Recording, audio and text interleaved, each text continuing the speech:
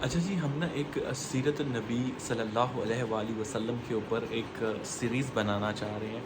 تو جو ہے نا کہ مطلب ان کی زندگی کیسی تھی، کہاں سے شروع ہوئی ابتدا سے اینڈ تک. تو اس کا جو کانٹینٹ ہے وہ ہم لے رہے ہیں اس بک سے، رحیق المختوم سے.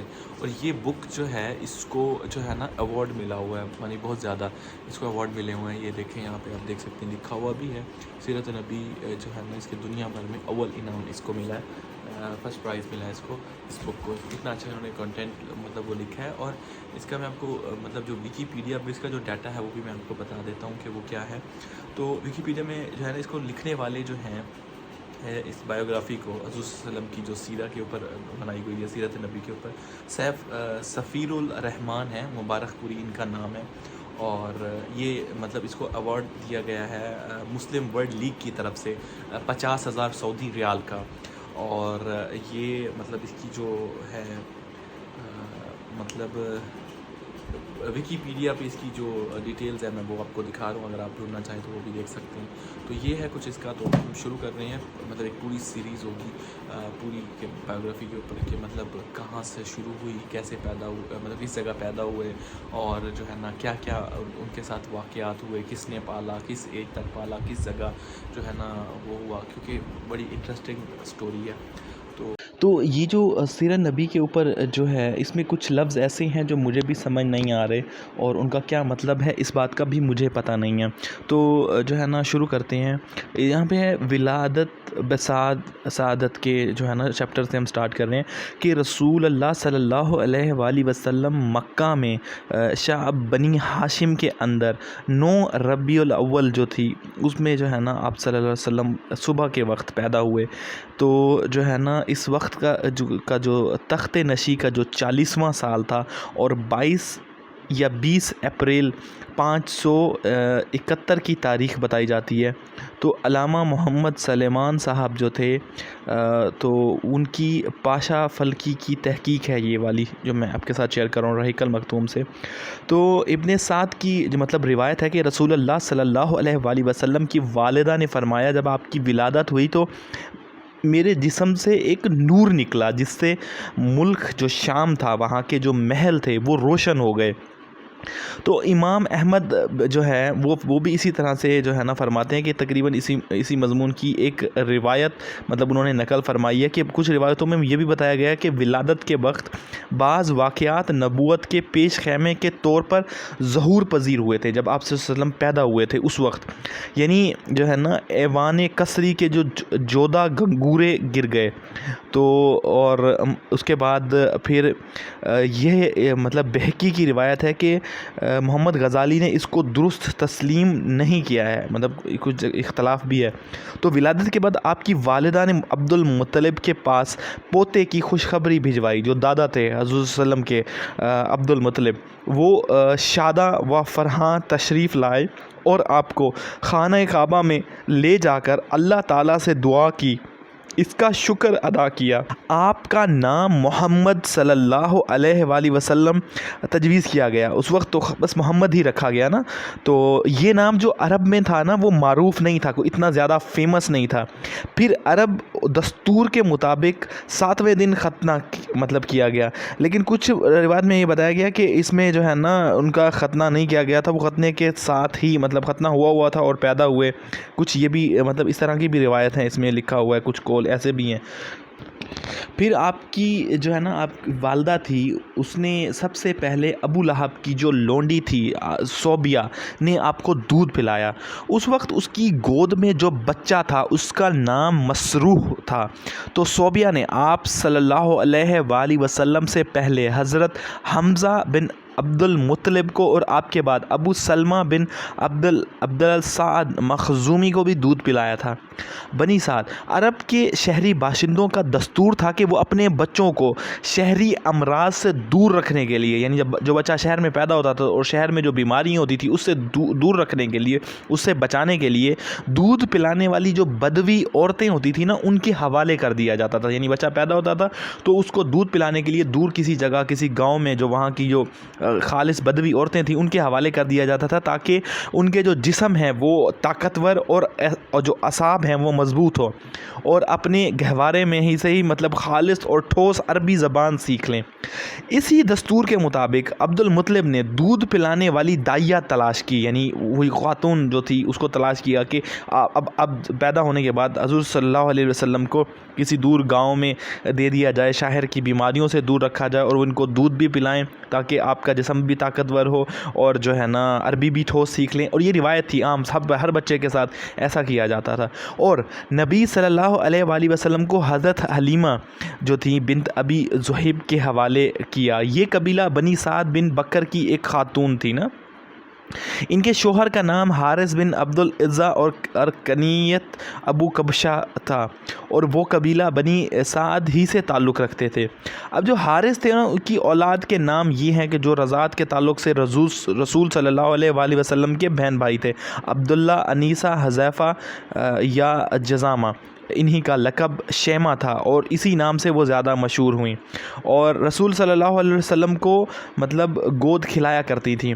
اس کے علاوہ جو ابو سفیان حارث بن عبد المطلب ہیں جو رسول اللہ صلی اللہ علیہ وسلم کے چچیرے بھائی تھے، وہ بھی حضرت حلیمہ کے واسطے سے آپ کے رضاعی مطلب بھائی تھے۔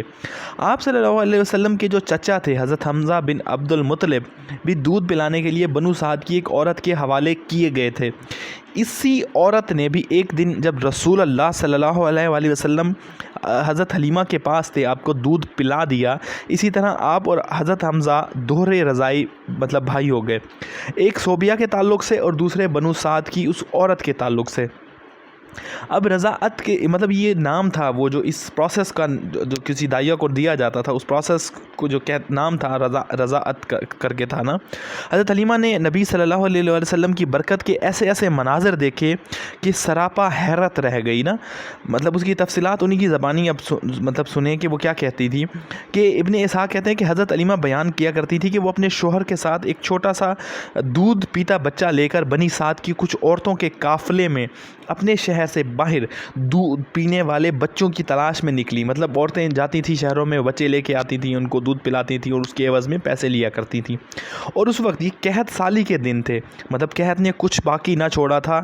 میں اپنی ایک سفید گدھی پر سوار تھی اور اپنے پاس ایک اونٹنی بھی تھی، لیکن باخدا اس سے ایک قطرہ بھی دودھ نہ نکلتا تھا۔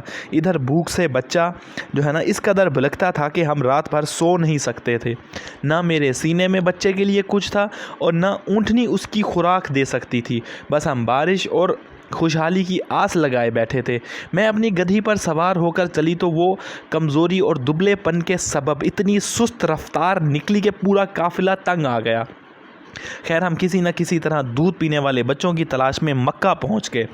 پھر ہم میں سے کوئی عورت ایسی نہیں تھی جس پر رسول اللہ صلی اللہ علیہ وآلہ وسلم کو پیش نہ کیا گیا ہو۔ مطلب جتنی عورتیں بھی گئی تھیں سب کو رسول اللہ صلی اللہ علیہ وآلہ وسلم کو پیش کیا گیا کہ آپ یہ بچہ لے لیں، مگر جب انہیں بتایا جاتا کہ آپ صلی اللہ علیہ وآلہ وسلم یتیم ہیں تو وہ آپ کو لینے سے انکار کر دیتی، کیونکہ ہم بچے کے والد سے داد و دہش کی امید رکھتے تھے، یعنی پیسہ ملے گا۔ ہم کہتے تھے کہ یہ تو یتیم ہے، بھلا اس کی بیوہ ماں اور اس کے دادا کیا دے سکتے ہیں۔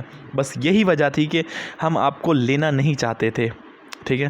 ادھر جتنی عورتیں میرے ہمراہ آئی تھیں حضرت حلیمہ فرماتی ہیں سب کو کوئی نہ کوئی بچہ مل گیا، صرف مجھ کو ہی نہ مل سکا۔ جب واپسی کی باری آئی تو میں نے اپنے شوہر سے کہا، خدا کی قسم مجھے اچھا نہیں لگتا کہ میری ساری سہیلیاں تو بچے لے کر مطلب جائیں اور تنہا میں کوئی بچہ لیے بغیر واپس جاؤں، میں جا کر اسی یتیم بچے کو لے لیتی ہوں۔ شوہر نے کہا ٹھیک ہے، کوئی حرج نہیں ہے، ممکن ہے اللہ اسی میں ہمارے لیے برکت دے۔ اس کے بعد میں نے جا کر بچہ لے لیا اور محض اسی بنا پر لے لیا کہ کوئی اور بچہ نہ مل سکا، ٹھیک ہے، اور کوئی انٹینشن نہیں تھی۔ حضرت حلیمہ کہتی ہے کہ جب میں بچے کو لے کر اپنے ڈیرے پر اپنے گھر واپس آئی تو میں نے اپنی آغوش میں رکھا تو جس قدر چاہا دونوں سینے دودھ کے ساتھ اس پر جو ہے نا امڈ پڑے اور اس سے جو ہے نا مطلب شکم سحر ہو کر پیا، یعنی بہت اچھے دل کھول کے مطلب انہوں نے دودھ پیا جتنا انہوں نے پینا تھا۔ اس کے ساتھ اس کے بھائی نے بھی مطلب شکم سیر ہو کر پیا، پھر دونوں سو گئے، حالانکہ اس سے پہلے ہم اپنے بچے کے ساتھ سو نہیں سکتے تھے۔ ادھر میرے شوہر اونٹنی دوہنے لگے تو دیکھا کہ اس کا تھن دودھ سے لبریز ہے، تو انہوں نے اتنا دودھ دوہا کہ ہم دونوں نے نہایت آسودہ ہو کر پیا اور بڑے آرام سے رات گزاری۔ ان کا بیان ہے کہ صبح ہوئی تو میرے شوہر نے کہا، حلیمہ خدا کی قسم ہے تم نے ایک بابرکت روح حاصل کی ہے۔ میں نے کہا مجھے بھی یہی لگ رہا ہے، یہی توقع ہے۔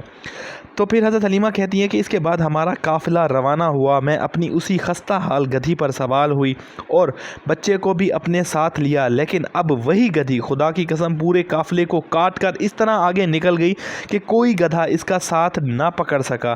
یہاں تک کہ میری سہیلیاں مجھ سے کہنے لگی کہ ارے یہ کیا ہے، ذرا ہم پر مہربانی کرو، آخر یہ تیری وہی گدھی ہے جس پر تو سوار ہو کر آئی تھی۔ میں کہتی ہوں ہاں باخدا یہ وہی ہے۔ وہ کہتی ہیں اس کا یقیناً کوئی خاص معاملہ ہے۔ پھر بنو سعد میں اپنے گھروں میں پہنچ گئے۔ اب مجھے معلوم نہیں کہ اللہ کی روئے زمین کا کوئی خطہ ہمارے علاقے سے زیادہ قحط زدہ نہیں تھا، سب سے زیادہ قحط وہیں پہ تھا ان کے علاقے میں، ان کو یہ ایسے کہہ رہی ہیں۔ لیکن ہماری واپسی کے بعد میری بکریاں چرنے جاتی تو آسودہ حال اور دودھ سے بھرپور واپس آتی، اور ہم جب دوہتے اور پیتے، جبکہ کسی انسان کا دودھ کا ایک قطرہ بھی نہ نصیب ہوتا وہاں پہ۔ ان کے علاوہ ان کے جانوروں کے تھنوں میں دودھ سرے سے رہتا ہی نہ، حتیٰ کہ ہماری قوم کے شہری اپنے چراہوں سے کہتے کہ کم بختو جانور وہیں چرانے لے جایا کرو جہاں ابو ذہیب کی بیٹی کا چراوا لے جاتا ہے، لیکن تب بھی ان کی بکریاں بھوکھی واپس آتی، ان کے اندر ایک قطرہ دودھ نہ رہتا، جبکہ میری بکریاں آسودہ اور دودھ سے بھرپور پلٹتیں۔ اس طرح ہم اللہ کی طرف سے مسلسل اضافے اور خیر کا مشاہدہ کرتے رہے، یہاں تک کہ اس بچے کے 2 سال پورے ہو گئے۔ میں نے دودھ چھڑا دیا۔ یہ بچہ دوسرے بچوں کے مقابلے میں اس طرح بڑھ رہا تھا کہ 2 سال پورے ہوتے ہوتے وہ کھڑا اور گٹھیلا ہو چلا نا۔ اس کے بعد ہم اس بچے کو اس کی والدہ کے پاس واپس لے گئے، لیکن ہم اس کی جو برکت دیکھتے آئے تھے، اس کی وجہ سے ہماری انتہائی خواہش یہی تھی کہ وہ ہمارے پاس رہے۔ چنانچہ ہم نے ان کی ماں سے گفتگو کی۔ میں نے کہا کیوں نہ آپ اپنے بچے کو میرے پاس ہی رہنے دیں، ذرا مضبوط ہو جائے گا، کیونکہ مجھے اس کی متعلق مکہ کی وبا کا خطرہ ہے۔ تو انہوں نے ان کے مسلسل اصرار پر انہوں نے یہ بچہ ان کو واپس دے دیا۔